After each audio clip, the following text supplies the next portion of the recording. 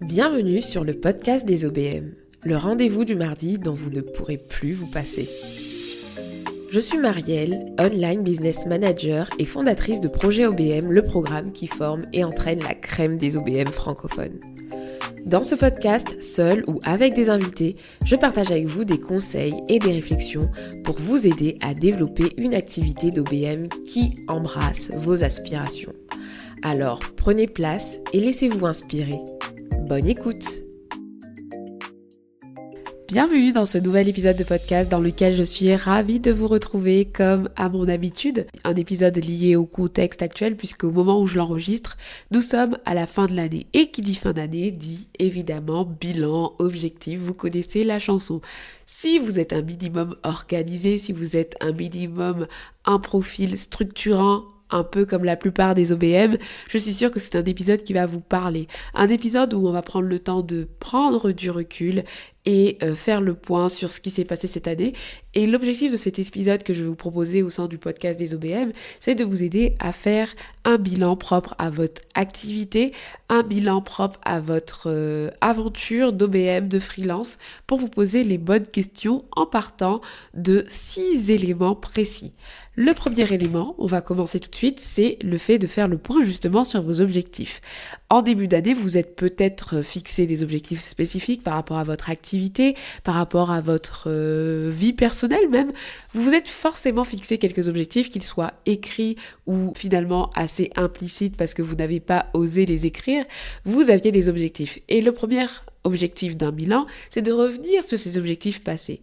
Quels étaient vos objectifs professionnels ou alors ce que vous aviez pour vos clients? C'est la première des questions à vous poser. Ensuite, demandez-vous où vous en êtes par rapport à ces objectifs, parce que peut-être qu'ils ne sont pas finis, peut-être qu'ils sont atteints, pas atteints. Faites le point là-dessus. Quel projet client vous avez réussi? D'après vous, qu'est-ce qui a contribué à leur réussite? Et à l'inverse, quel objectif vous étiez fixé vous-même ou pour vos clients qui n'ont pas été atteints et quelles leçons vous en tirez. Donc le but c'est de faire le point sur vos différents objectifs et de vous demander voilà, qu'est-ce que vous en tirez? Est-ce que vous avez atteint cet objectif? Si oui, pourquoi? Si non, pourquoi? Voilà, on prend du recul parce que des fois on se rend pas compte mais on avance et on ne pense pas à documenter ce qu'on a fait, à tirer des leçons de ce qu'on a fait, mais que ce soit une victoire, une réussite ou une semi-victoire parce que vous n'êtes pas allé au bout du truc, il y a forcément des choses à en tirer. Autre question que vous pouvez vous poser, et ça c'est complètement en lien avec ce que je vous ai déjà dit en début là quand je vous parlais, c'est tout simplement est-ce que vous pouvez améliorer le suivi de vos objectifs? Parce que si à cette question vous commencez à vous dire mince, est-ce que j'avais des objectifs clients? Est-ce que j'avais des objectifs pour cette année? Vous savez pas où vous référer, etc. C'est peut-être le moment de vous poser la question est-ce que je suis bien mes objectifs? Si je ne suis pas bien mes objectifs, comment vous pourriez mieux les suivre? Et du coup répondre à toutes ces questions. Deuxième sphère à explorer en cette fin d'année en tant que freelance, ça va être la sphère financière. Les finances sont au cœur d'une entreprise. Même si vous débutez votre activité, même si vous êtes plus avancé, quel que soit le stade où vous en êtes, vous avez besoin de prendre du recul sur vos finances et de faire le point sur vos finances. Parce que même si vous n'avez pas gagné beaucoup, même si vous avez gagné beaucoup, quoi qu'il arrive, je vous encourage dès le début de votre activité, peu importe là où vous en êtes, à vous intéresser à ce qui se passe au niveau des chiffres de votre business. Et pas n'importe quel chiffre, puisqu'on va parler du coup de l'analyse financière. Donc là, le but n'est pas de pas faire un point comptable forcément. Vous allez faire le point sur certaines choses. Premièrement, je vous encourage à faire un bilan financier de votre année, que ce soit en termes de chiffre d'affaires, en termes de dépenses et du coup en termes de bénéfices. Où vous en êtes? Est-ce que c'était une année rentable pour vous? N'hésitez pas à vous comparer à l'année précédente si vous avez un vis-à-vis, si ça fait plusieurs années que vous exercez en tant que freelance. Quel était votre chiffre d'affaires l'année dernière? Est-ce que vous êtes en croissance? Est-ce que vous êtes en train de stagner? Est-ce que vous réalisez une baisse de chiffre d'affaires? Voilà, où vous en êtes en termes des dépenses, en termes de bénéfices. Votre trésorerie, est-ce qu'elle est saine? Est-ce qu'il y a des ajustements à faire? Quelle est votre rémunération moyenne cette année? Est-ce que vous sentez que vous êtes bien rémunéré? Qu'est-ce qui allait dans votre poche? Quels ont été les investissements que vous avez faits? Vous voyez, c'est ce type de questions qu'on se pose pour la sphère financière. Quels ont été vos investissements? Est-ce que ces investissements ont été rentables? En termes d'investissement, je parle de formation, je parle d'outils, je parle de tout ce qui peut s'apparenter à quelque chose qui n'est pas une dépense parce que c'est quelque chose sur lequel vous devez avoir un retour sur investissement, qu'il soit financier ou en termes de compétences, etc. Donc vous allez faire le point là-dessus et ce point-là va grandement contribuer à vous permettre d'avoir un bilan qui va être efficace. Troisième point à évaluer en cette fin d'année, lorsque vous êtes à la fin de l'année en tant que freelance, c'est de faire le point sur vos offres. Vous allez vous poser des questions qui vont être un peu en lien avec l'analyse financière que vous venez de faire. Parce que vous allez vous demander quelles sont les offres qui ont généré finalement le plus de revenus cette année pour vous. Vous savez, on parle beaucoup dans le milieu de la productivité, l'organisation, du 80-20. Et c'est en se posant ce type de questions-là, en tout cas en termes de business, que vous allez pouvoir savoir finalement quelle est votre offre 80-20. Celle qui vous permet de générer le plus de revenus sans forcément mettre non plus beaucoup d'efforts.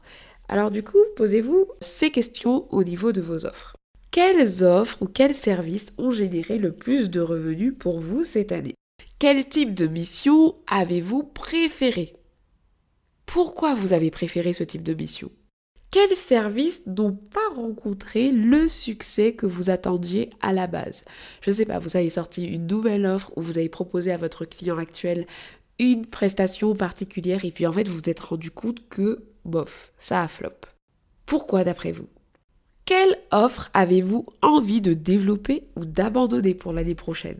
Parce que oui, ça c'est important. Peut-être qu'en faisant ce bilan, vous allez vous dire, ouais, telle offre, elle n'a pas super bien fonctionné, mais du coup c'est parce que vous n'étiez pas au taquet, parce que vous n'aviez pas bien mis en avant, etc. Et du coup vous allez avoir envie de la développer.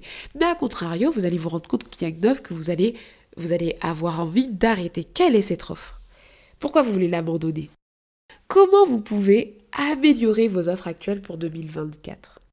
Et lorsque vous allez explorer du coup ces différentes questions, vous allez pouvoir avoir un point 360 sur vos offres.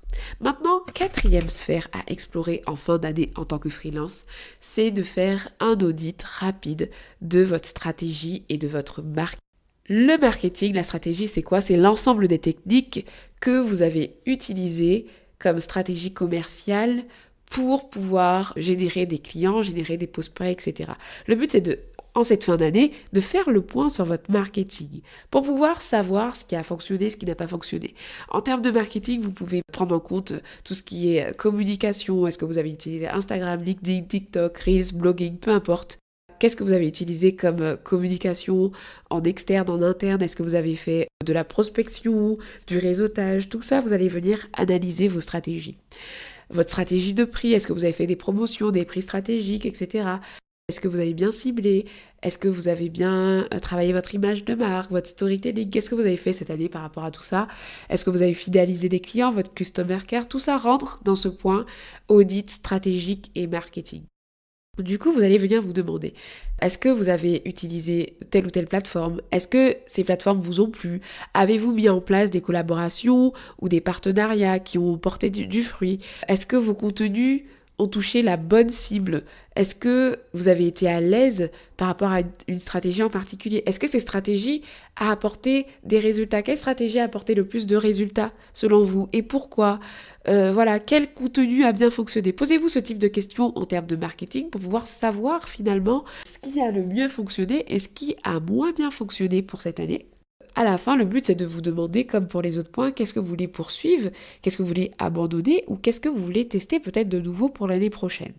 Cinquième point à évaluer en fin d'année lorsque vous êtes freelance, c'est votre organisation pro et perso. Je ne sais pas si c'est parce que j'ai aussi cette casquette d'experte en productivité que j'ai à côté avec mon business et si on avançait, mais je trouve que c'est un point à faire si vous êtes freelance, si vous êtes entrepreneur tout court, c'est de faire un point en fait sur votre organisation pro et perso sur l'année. Est-ce que vous avez tenu votre équilibre ? Est-ce que vous avez eu une organisation qui vous a plu ? Est-ce qu'elle a été efficace ? Est-ce que vous êtes senti débordé ou plutôt serein dans tout ce que vous avez fait cette année ? Donc, je vous donne une liste de questions à vous poser. Vos process internes, est-ce qu'ils sont efficaces ? Onboarding, suivi de projet, etc. Est-ce que vos process sont efficaces ? Quelles nouvelles méthodes ou outils vous avez peut-être adoptés cette année ? Est-ce qu'ils sont performants ? Est-ce que votre équilibre pro et perso, vous sentez qu'il a été respecté cette année ? Quel ajustement vous avez envie de faire par rapport à votre organisation? Posez-vous des questions autour de votre organisation pro et perso parce que c'est toujours le moyen pour vous, en faisant votre bilan, de prendre du recul et de vous améliorer par rapport à ça. Vous savez que dans les épisodes précédents, je vous ai beaucoup parlé de poser des limites, du fait de vous préserver. Donc en fait, le but c'est de prendre du recul sur ça et de vous demander est-ce que vous avez eu une bonne organisation? Est-ce que vous sentez que votre équilibre vie pro-vie perso a bien été préservé? La sixième sphère, le sixième point à évaluer en fin d'année pour faire le bilan de son activité de freelance, c'est faire un point sur vous. Parce que vous êtes l'élément essentiel de votre business. Sans vous, il n'y a pas de business. Donc c'est pour ça que pour moi, c'est juste essentiel de venir prendre du recul sur vous, votre personne. C'est à travers vos décisions, à travers votre vision que l'entreprise grandit. Donc si vous n'allez pas bien, en fait, votre entreprise ne pourra pas aller bien. Donc posez-vous des questions sur vous. Comment vous vous sentez en cette fin d'année? D'ailleurs, cette sixième clé devrait être en premier en réalité, parce qu'elle peut vous aider à débloquer plein de points sur toutes les autres sphères en fait que j'ai vues avec vous auparavant. Mais posez-vous des questions sur vous. Comment vous sentez après cette année? Quels ont été les moments marquants que vous avez vécus en tant que freelance cette année? Est-ce que vos valeurs sont toujours alignées à votre manière de travailler? Est-ce que vous prenez plaisir à accompagner vos clients actuels? Est-ce qu'il y a des aspects de votre activité que vous souhaitez transformer parce que ça vous frustre? Essayez vous-même de générer des questions qui vont vous permettre de prendre du recul sur comment vous vous sentez aujourd'hui en tant qu'entrepreneur. Et le fait de vous poser des questions sur toutes ces sphères-là, ça vous permettra de faire un point global sur votre activité en fin d'année et de vraiment prendre du recul. Parce que c'est en prenant du recul que vous allez prendre les bonnes décisions pour 2025.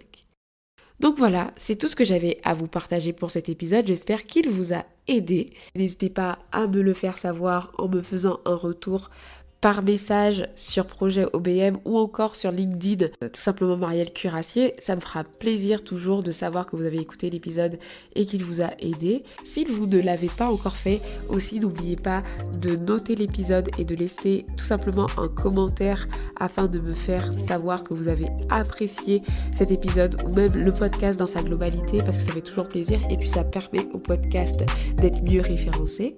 En tout cas, merci à vous d'avoir écouté l'épisode jusqu'ici. Encore une fois, d'ici là, prenez bien soin de vous et je vous donne rendez-vous dans un prochain épisode. Ciao, ciao!